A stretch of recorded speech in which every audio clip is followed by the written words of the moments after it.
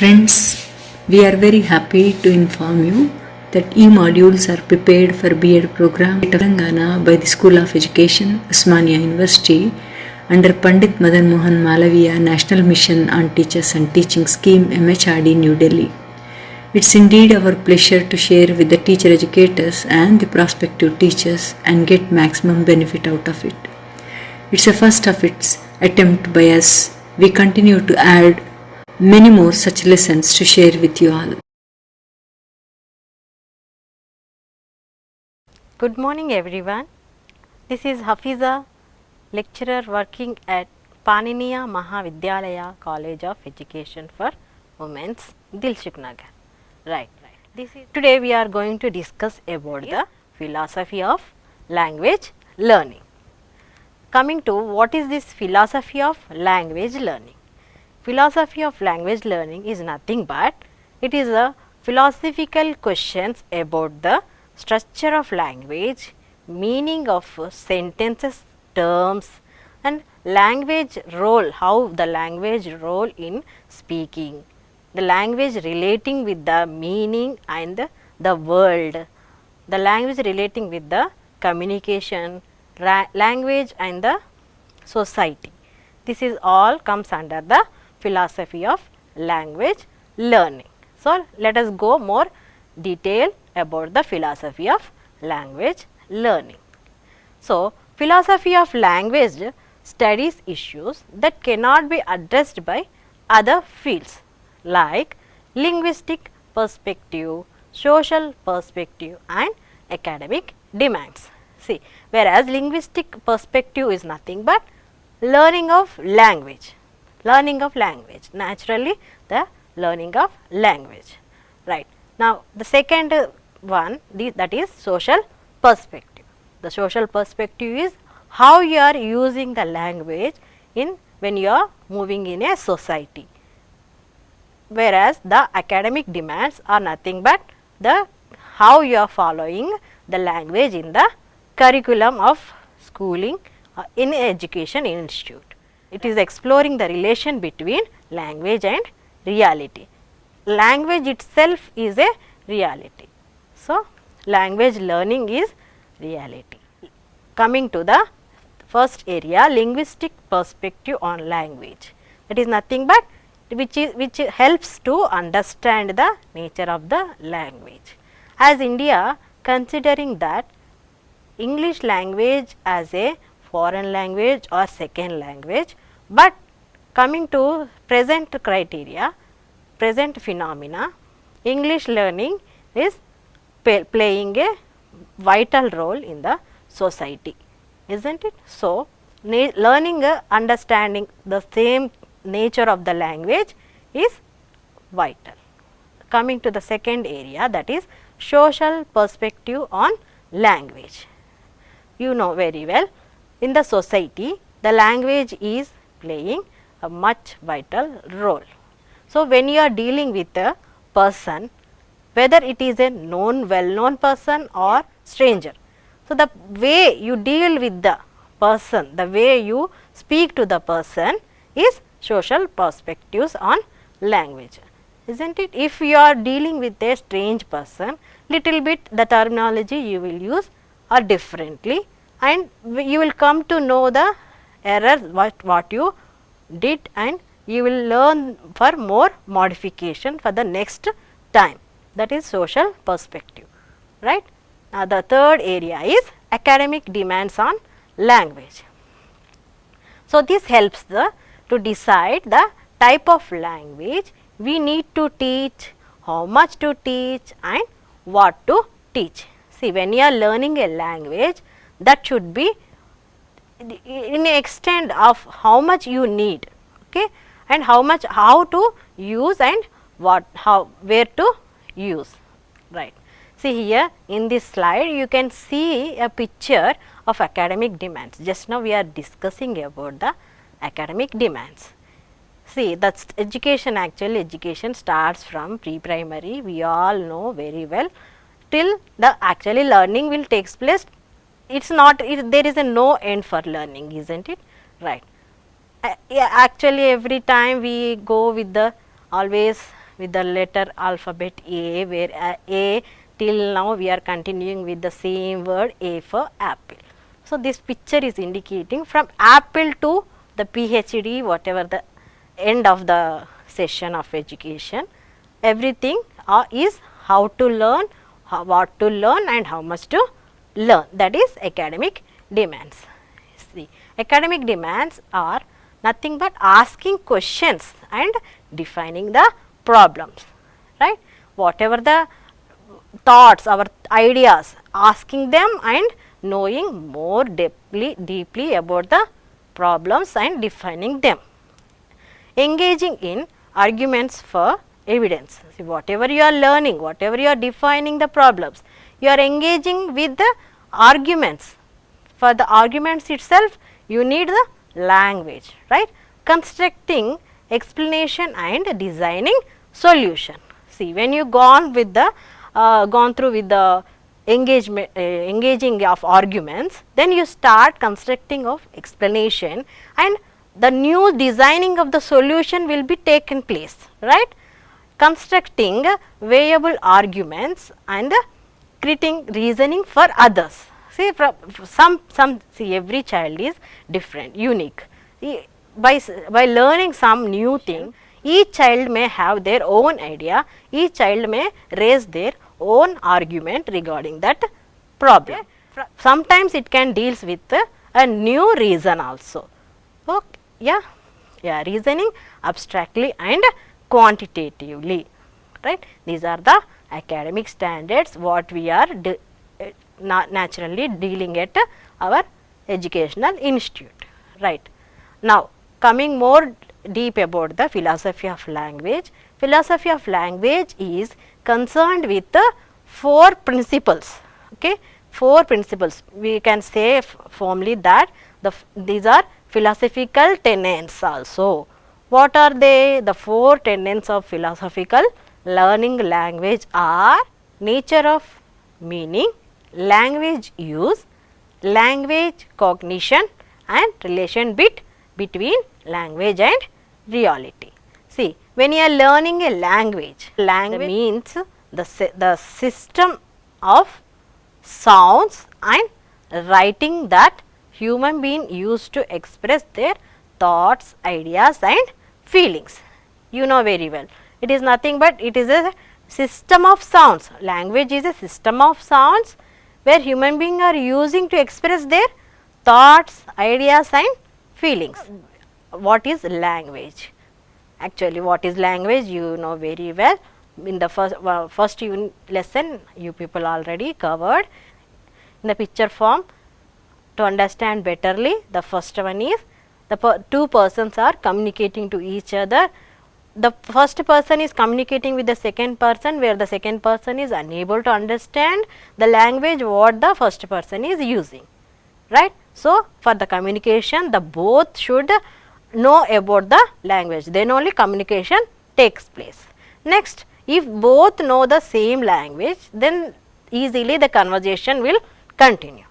If the conversation continues, there will be a collaboration. You can see collaboratively the both person are working on a project. When the collaboration goes on, the thinking skills will improve, where you can co-create a new project on the whatever the project you are dealing with. This is how the language is useful in communication.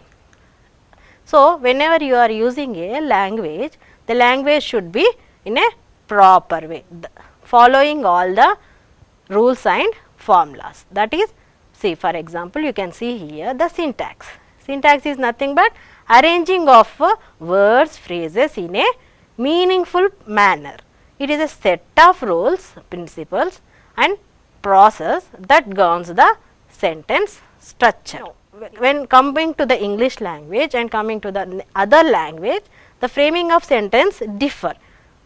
That is what we should not follow the other language structure coming to the English language. Semantic. Semantic is nothing but the meaning of the word and phrase. For example, now we have a toy which is a toy block. We can call it as toy or we can also call it as block or cube also we can call, isn't it? That is the, you are relating a word with a meaning. Pragmatic is the structure of how words are used. So, it is nothing but the not only dealing with the words meanings, it is a practice sensitively and understanding the words in a practical rather than theoretical consideration. Okay. Now, in the social, we seek to understand what speaker and listener do with language in communication and how it is used socially. Right. Whenever you are using a language, whenever you are communicating in with the other person, it should be socially. It is so that the listener can understand whatever the speaker speaking. So, how language related to minds of both the speaker and listener, isn't it? Whatever the listener is speaking should be understandable by the listener. That is nothing but coding and decoding. Right? There should be a successful translation of words into the other words. So, whatever we are translating the words should be in a proper understandable way by the listener. See, for example, here you can compare the words. The lady is measuring, she is telling that I am measuring the dress waist. But whereas the other girl, she is throwing some unwanted thing, that is also a waste. Here you should, the listener who is listening when the speaker is speaking, he should be able to understand and he should be able to compare the proper structure and the meaning. So, this is what about the reality of learning English. Okay. The meaning. So, whatever you are learning in English should be a meaningful one, it should be a useful one. If it is not in a proper meaningful way, whatever you have learned is waste of time, isn't it? So, meaning is what a word, action or concept is all about. So, whatever you are learning, the concept, whatever the concept you are learning about should be a meaningful purpose. Okay. Or it should be a definition, what it can be a definitions, whatever it is, it should be a meaningful one, right. Meaning represent something useful or purpose, useful purpose, that something can be book or conversation, a television show. Now, coming to the second area is use of meaning. Here you can see a flow chart, the use of meaning. Okay. Effective use of meaning for various purpose. It can be adjust to context and audience, it can be a relation between the listener and the speaker, it can be a language for different goal or functions, or manage and direct the language use. So, whatever you are using the language, that should be in a effective and proper way. Okay. So, language usage refers to the rules for making language. Okay. That is the structures used, it can be compared to use which consider the communicative meaning of language. So, language used is in its varied from one person to the other person and also helped the linguistic development specialized course based on function, right. So, this is what till now what we went with the 4 aspects of philosophy of language, that is first one is meaning. Whatever you are learning should be a meaningful one in a proper structural form, and how to use whatever you are learned, you are using it for many purpose, right. When the purpose is successful, then ultimately it deal with the next area, understanding. From this picture you can see that the instructor is asking something. I think every child, every student in the class are raising hand. That means they understood what the instructor is giving the instructions and they are aware of the answer what he is asking, isn't it? That means the language what the speaker is speaking and what the listeners are listening are in a proper form. That is what everyone are raising their hands. That is what understanding. See, understanding a language is a complementary part of expression, right? When the teacher or teacher educator is expressing whatever she want to express in the class with the children, whatever the standard of the class, if she express the language in their standard level, then if the child is able to understand, immediately you will see the expression of the child on their faces. See, the expression might be all different types. It can be a question mark or sometimes it can be a surprising or sometimes a question mark which they are not understanding what the teacher or teacher educator is speaking. If everyone are understanding the language what the teacher is dealing and what she want to express exactly the concept whatever she want to deal on that day, that is nothing but raising of hand so that they want to give answer whatever she is asking. That means it is not, it is complimentary given to the teacher or instructor, isn't it?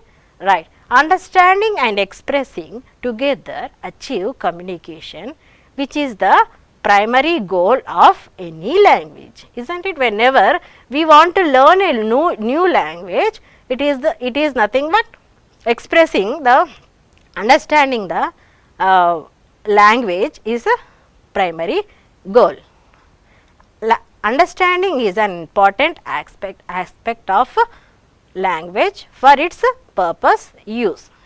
So, whenever we learn, we use and we express, that should be in a proper manner, then only it is in a proper usage.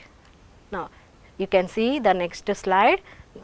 While using language for communication, there are two participants involved, isn't it? Whenever, see here in such a here on the platform, I am speaking something about philosophy of language. What are the 4 principles of philosophy language, and you are the listeners. I am the speaker and you are the listeners. So, we both are the participants of this session, right? Now, both were expecting to use some codes so that the communication takes place effectively. So, I am trying to complete this explain all the sessions of philosophy of language, learning of language, where you are I hope you all understood, where I am making a code and you people are decoding it. In this process, when the speaker use code to express, the listener decodes and understand the whatever the topic dealing with, right? Now, understanding is an important aspect of learning for all the purpose usage, isn't it? So, this is what about the understanding of language. Okay, now you can see the next picture. It is a very clear picture. Something from this picture, what did you understood? You have the original picture is upside, and whatever the picture, the reflection, the image, the shadow, you can see exactly down in the water.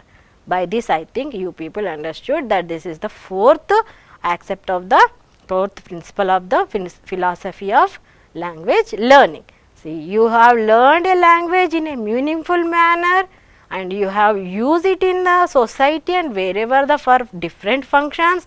And the 3rd one, you understood the language coding, whatever the speaker is coding, you have decoded it. Now, it is your turn to reflect the language. So, by this picture, I hope you understood the 4th principle, that is reflection. Okay. Whatever you have learned, it is reflected in the society, right? See, for example, the culture and the tradition, whatever we are following are learned from our elders, ancestors and from our civilization, isn't it? The same thing we are following it. So, coming to the reflection reflection has been a constant endeavor of language to promote better life and spread social values and uphold the culture of people who use it. Okay. It is nothing but, the reflection is nothing but following our ancestors, whatever they have did. So, in the same way the language also, whatever we have learned in a meaningful manner, how we have to use, after understanding the process to reflect the language, right. This is what all the 4 principles, it is also called philosophical tenets, or which are governing on the learning of language, right. Now, coming to the assessment. Now, let us, till now we have discussed about the topic philosophy of language. Let us revise ourselves what we have learned. See, here there are 2 questions. One is, what is the 4 philosophical tenets governing the language? Yeah, what are the 4 philosophical tenets that are governing the language? Just now we went with the 4, that is, first one is meaning, the second one usage of language, third one understanding, the fourth is reflection, right. Now, the second question, write briefly on philosophy of language learning. I hope everyone understood the concept philosophy of language learning. Thank you.